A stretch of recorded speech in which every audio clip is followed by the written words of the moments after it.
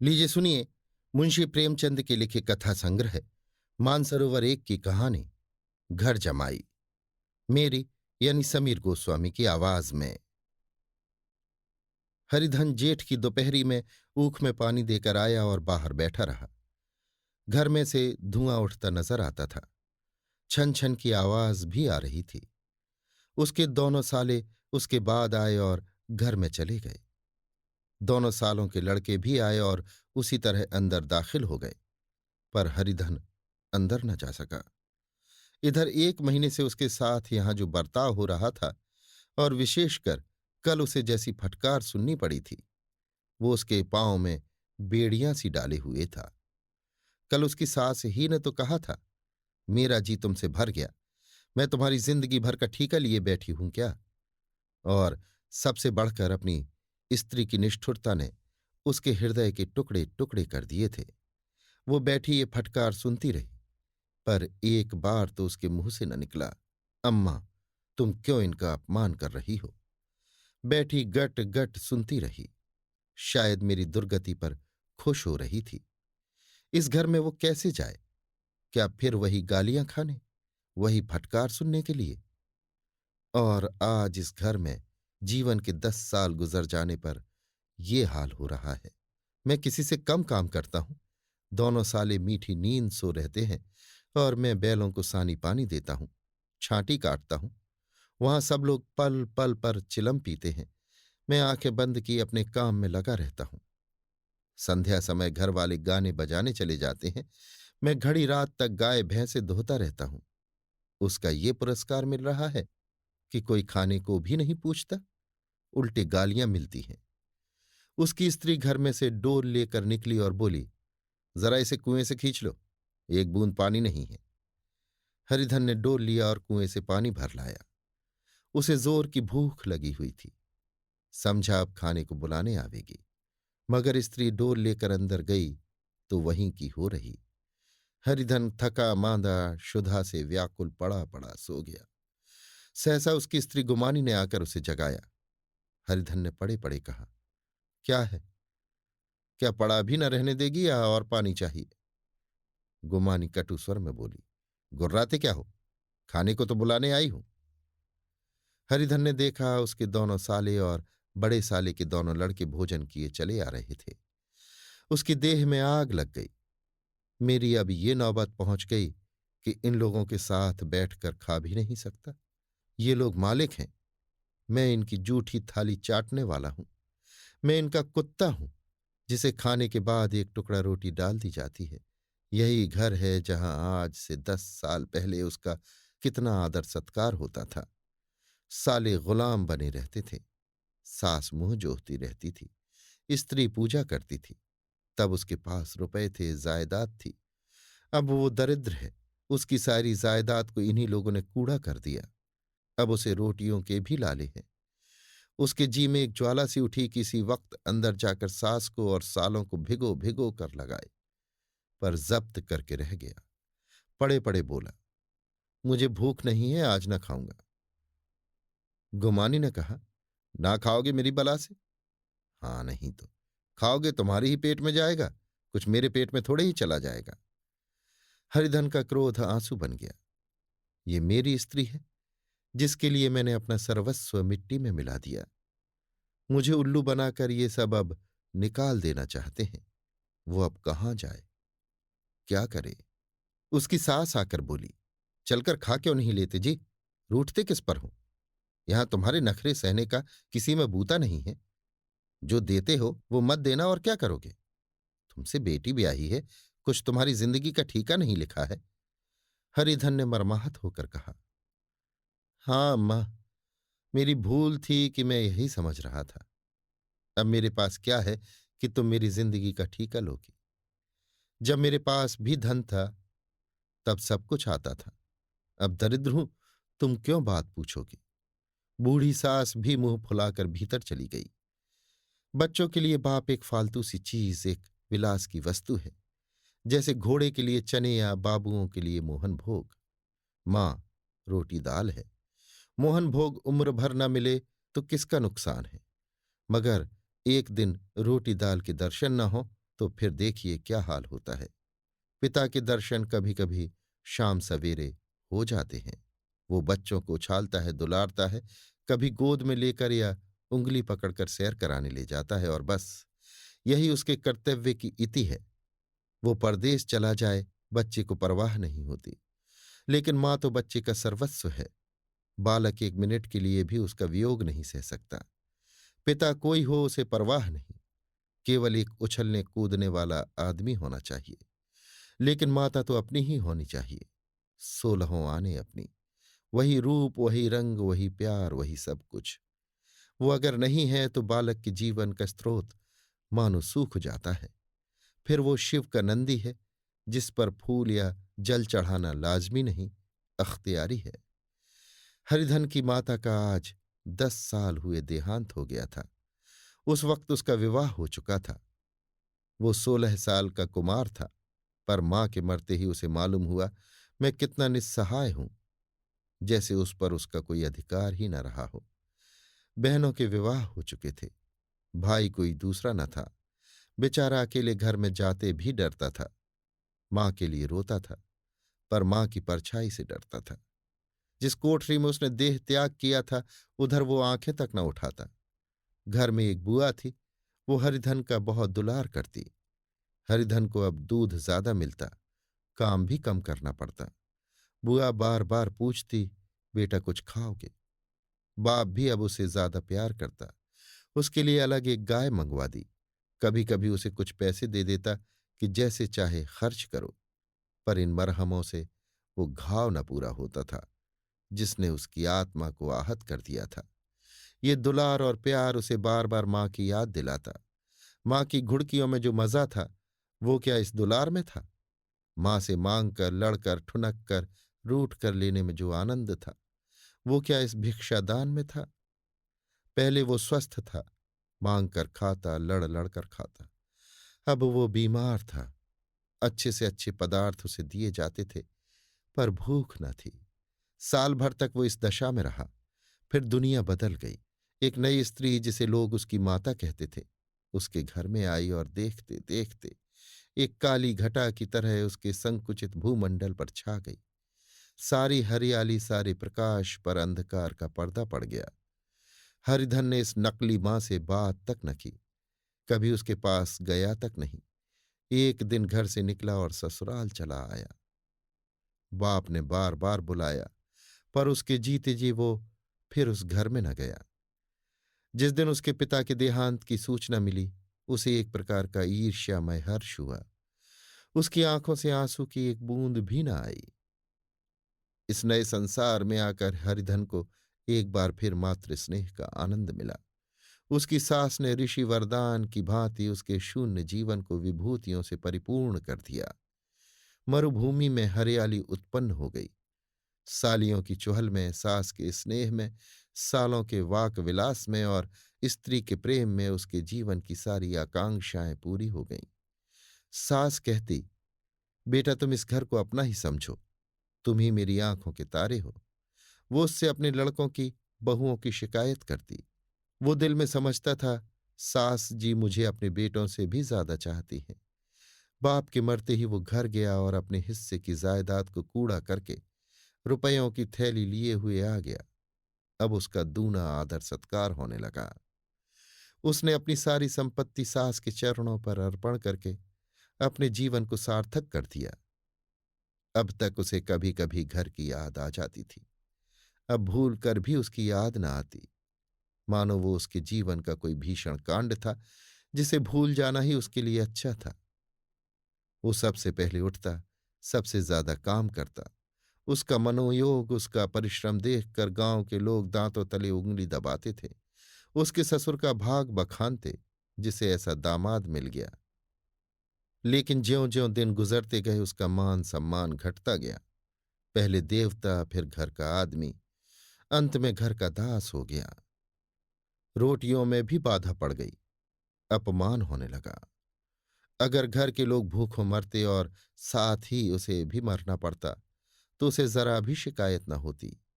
लेकिन जब देखता और लोग मूछों पर ताव दे रहे हैं, केवल मैं ही दूध की मक्खी बना दिया गया हूं, तो उसके अंतःस्थल में एक लंबी ठंडी आह निकल आती।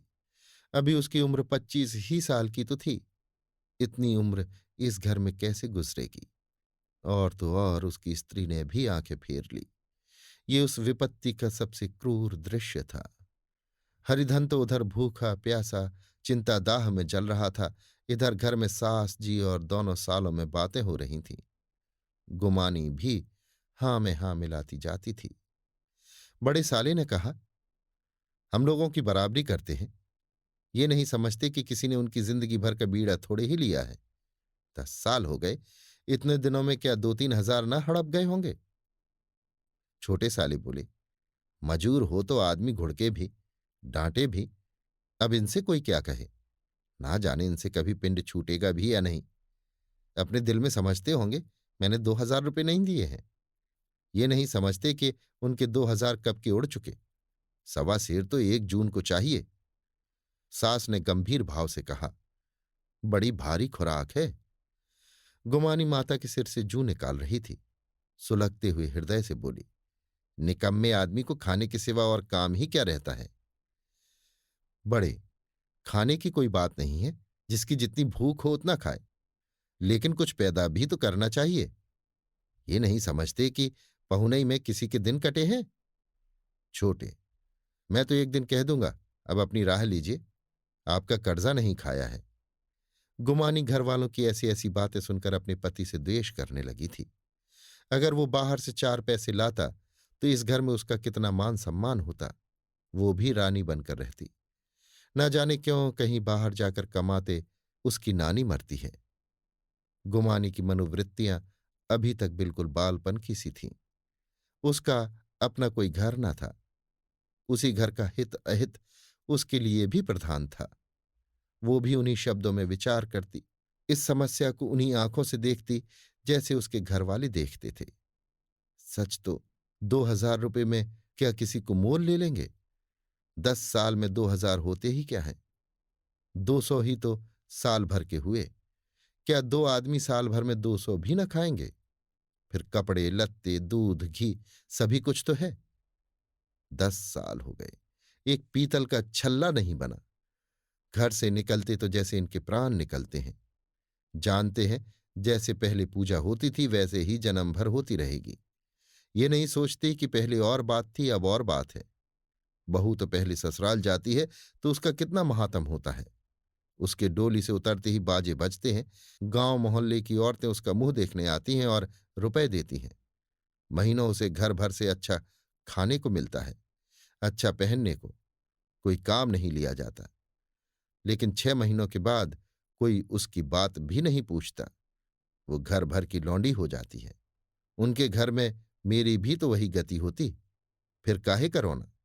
जो ये कहो कि मैं तो काम करता हूं तो तुम्हारी भूल है। मजूर की और बात है। उसे आदमी डांटता भी है, मारता भी है। जब चाहता है रखता है, जब चाहता है निकाल देता है। कसकर काम लेता है। ये नहीं कि जब जी में आया कुछ काम किया, जब जी में आया पढ़कर सो रहे।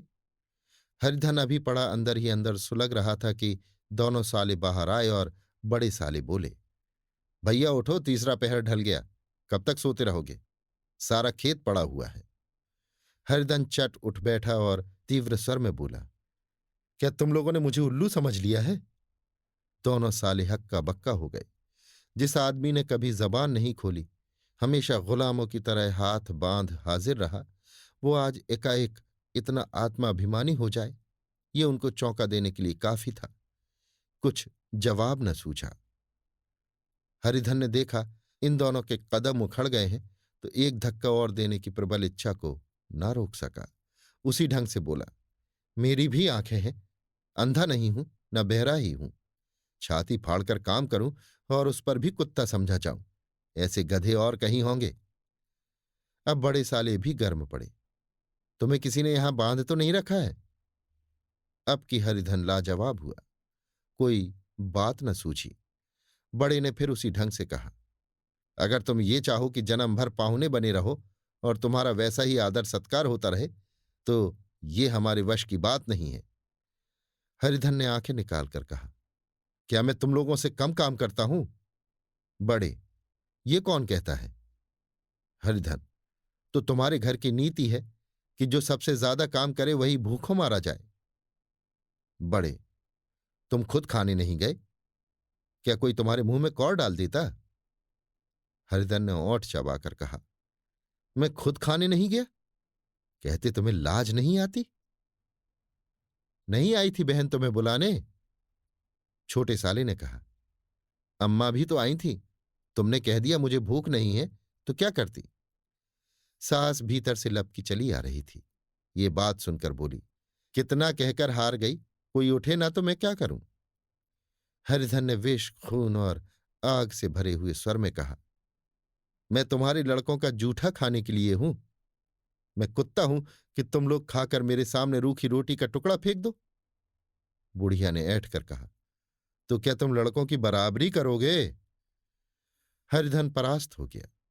बुढ़िया ने एक ही वाक प्रहार में उसका काम तमाम कर दिया।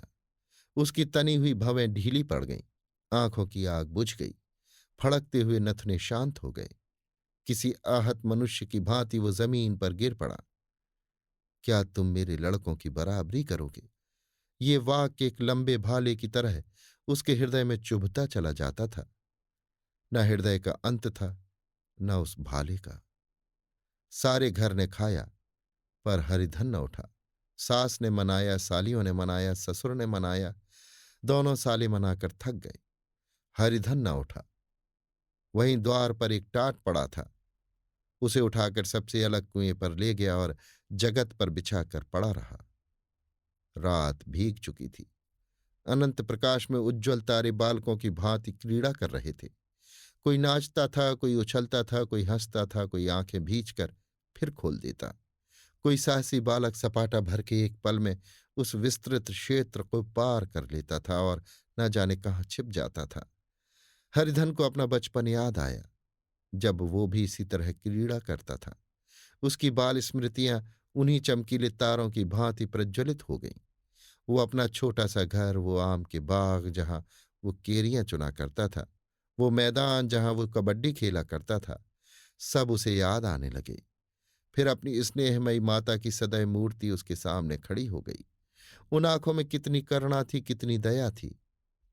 उसे ऐसा जान पड़ा मानो माता आंखों में आंसू भरे उसे छाती से लगा लेने के लिए हाथ फैलाए उसकी ओर चली आ रही है। वो उस मधुर भावना में अपने को भूल गया। ऐसा जान पड़ा मानो माता ने उसे छाती से लगा लिया है और उसके सिर पर हाथ फेर रही है। वो रोने लगा, फूट फूट कर रोने लगा। उसी आत्म सम्मोहित दशा में उसके मुंह से ये शब्द निकला, अम्मा, तुमने मुझे इतना भुला दिया। देखो तुम्हारे प्यारे लाल की क्या दशा हो रही है। कोई उसे पानी को भी नहीं पूछता। क्या जहां तुम हो वहां मेरे लिए कोई जगह नहीं है?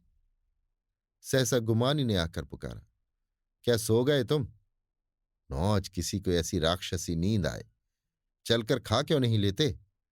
कब तक कोई तुम्हारे लिए बैठा रहे?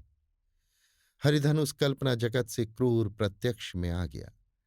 वही कुएं की जगत थी, वही फटा हुआ टाट, और गुमानी सामने खड़ी कह रही थी, कब तक कोई तुम्हारे लिए बैठा रहे?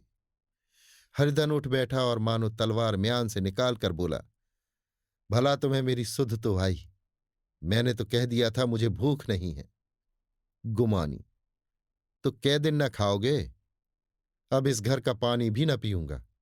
तुझे मेरे साथ चलना है या नहीं? दृढ़ संकल्प से भरे हुए इन शब्दों को सुनकर गुमानी सहम उठी।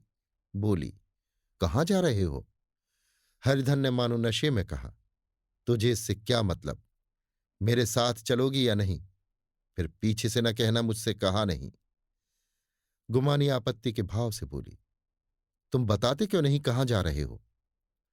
तू मेरे साथ चलेगी या नहीं? जब तक तुम बता न दोगे मैं नहीं जाऊंगी। तो मालूम हो गया तू नहीं जाना चाहती। मुझे इतना ही पूछना था, नहीं अब तक मैं आधी दूर निकल गया होता। ये कहकर वो उठा और अपने घर की ओर चला। गुमानी पुकारती रही, सुन लो, पर उसने पीछे फिरकर भी न देखा। 30 मील की मंजिल हरिधन ने 5 घंटों में तय की। जब वो अपने गांव की अमराइयों के सामने पहुंचा तो उसकी मातृ भावना उषा की सुनहरी गोद में खेल रही थी। उन वृक्षों को देखकर उसका विह्वल हृदय नाचने लगा। मंदिर का वो सुनहरा कलश देखकर वो इस तरह दौड़ा मानो एक छलांग में उसके ऊपर जा पहुंचेगा। वो वेग में दौड़ा जा रहा था, मानो उसकी माता गोद फैलाए उसे बुला रही हो। जब वो आमों के बाग में पहुंचा, जहां डालियों पर बैठकर वो हाथी की सवारी का आनंद पाता था, जहां की कच्ची बेरों और लिसोड़ों में एक स्वर्गीय स्वाद था, तो वो बैठ गया और भूमि पर सिर झुकाकर रोने लगा, मानो अपनी माता को अपनी विपत्ति कथा सुना रहा हो। वहां की वायु में, वहां के प्रकाश में मानो उसकी विराट रूपिणी माता व्याप्त हो रही थी। वहां की अंगुल अंगुल भूमि माता के पद चिन्हों से पवित्र थी। माता के स्नेह में डूबे हुए शब्द अभी तक मानो आकाश में गूंज रहे थे। इस वायु और इस आकाश में न जाने कौन सी संजीवनी थी, जिसने उसके शोकार्त हृदय को बालोत्साह से भर दिया। वो एक पेड़ पर चढ़ गया और अधर से आम तोड़ तोड़ कर खाने लगा। सास के वो कठोर शब्द, स्त्री का वो निष्ठुर आघात, वो सारा अपमान वो भूल गया। उसके पांव फूल गए थे, तलवों में जलन हो रही थी, पर इस आनंद में उसे किसी बात का ध्यान न था। सहसा रखवाले ने पुकारा, वो कौन ऊपर चढ़ा हुआ है रे? उतर अभी, नहीं तो ऐसा पत्थर खींचकर मारूंगा कि वहीं ठंडे हो जाओगे। उसने कई गालियां भी दी। इस फटकार और इन गालियों में इस समय हरिधन को अलौकिक आनंद मिल रहा था। वो डालियों में छिप गया, कई आम काट काट कर नीचे गिराए और जोर से ठट्ठा मारकर हंसा। ऐसी उल्लास से भरी हुई हंसी उसने बहुत दिनों से न हंसी थी। रखवाली को वो हंसी परिचित सी मालूम हुई। मगर हरिधन यहां कहाँ? वो तो ससुराल की रोटियां तोड़ रहा है। कैसा हंसोड़ा था, कितना चिबिल्ला! ना जाने बेचारे का क्या हाल हुआ। पेड़ की डाल से तालाब में कूद पड़ता था। अब गांव में ऐसा कौन है? डांट कर बोला, वहां बैठे बैठे हंसोगे तो आकर सारी हंसी निकाल दूंगा, नहीं सीधे से उतर आओ। वो गालियां देने जा रहा था कि एक गुठली आकर उसके सिर पर लगी। सिर सहलाता हुआ बोला, ये कौन शैतान है? नहीं मानता? ठहर तो मैं आकर तेरी खबर लेता हूं। उसने अपनी लकड़ी नीचे रख दी और बंदरों की तरह चटपट ऊपर चढ़ गया। देखा तो हरिधन बैठा मुस्कुरा रहा है। चकित होकर बोला, अरे हरिधन, तुम यहां कब आए? इस पेड़ पर कब से बैठे हो? दोनों बचपन सखा वहीं गले मिले। यहां कब आए? चलो घर चलो भले आदमी, क्या वहां आम भी मयस्सर न होते थे? हरिधन ने मुस्कुराकर कहा, मंगरू, इन आमों में जो स्वाद है वो और कहीं के आमों में नहीं है। गांव का क्या रंग ढंग है। मंगरू, सब चैन चान है भैया। तुमने तो जैसे नाता ही तोड़ लिया। इस तरह कोई अपना गांव घर छोड़ देता है? जब से तुम्हारे दादा मरे, सारी गृहस्थी चौपट हो गई। दो छोटे छोटे लड़के हैं, उनके किए क्या होता है? हरिधन, मुझे अब उस गृहस्थी से क्या वास्ता है भाई? मैं तो अपना ले दे चुका। मजूरी तो मिलेगी ना। तुम्हारी गैया मैं ही चरा दिया करूंगा, मुझे खाने को दे देना। मंगरू ने अविश्वास के भाव से कहा, अरे भैया कैसी बात करते हो? तुम्हारे लिए जान तक हाजिर है। क्या ससुराल में अब न रहोगे? कोई चिंता नहीं, पहले तो तुम्हारा घर ही है, उसे संभालो। छोटे छोटे बच्चे हैं, उनको पालो। तुम नई अम्मा से नाहक डरते थे, बड़ी सीधी है बेचारी। बस अपनी मां ही समझो, तुम्हें पाकर तो निहाल हो जाएगी। अच्छा घरवाली को भी तो लाओगे? हरिधन, उसका अब मुंह न देखूंगा, मेरे लिए वो मर गई। मंगरू, तो दूसरी सगाई हो जाएगी। अब की ऐसी मेहरिया ला दूंगा कि उसके पैर धो धो कर पियोगे। लेकिन कहीं पहली भी आ गई तो? हरिधन, वो ना आएगी। हरिधन अपने घर पहुंचा तो दोनों भाई भैया आए कहकर भीतर दौड़े और मां को खबर दी। उस घर में कदम रखते ही हरिधन को ऐसी शांत महिमा का अनुभव हुआ, मानो वो अपनी मां की गोद में बैठा हुआ है। इतने दिनों ठोकरे खाने से उसका हृदय कोमल हो गया था। जहां पहले अभिमान था, आग्रह था, हेकड़ी थी, वहां अब निराशा थी, पराजय थी और याचना थी। बीमारी का जोर कम हो चला था। अब उस पर मामूली दवा भी असर कर सकती थी। किले की दीवारें छिद चुकी थीं। अब उसमें घुस जाना असह्य न था। वही घर जिससे वो एक दिन विरक्त हो गया था, अब गोद फैलाए उसे आश्रय देने को तैयार था। हरिधन का निरवलंबन मन ये आश्रय पाकर मानो तृप्त हो गया। शाम को विमाता ने कहा, बेटा, तुम घर आ गए, हमारे धन भाग। अब इन बच्चों को पालो। मां का नाता न सही, बाप का नाता तो है ही। मुझे एक रोटी दे देना, खाकर एक कोने में पड़ी रहूंगी। तुम्हारी अम्मा से मेरा बहन का नाता है, उस नाते से भी तो तुम मेरे लड़के होते हो।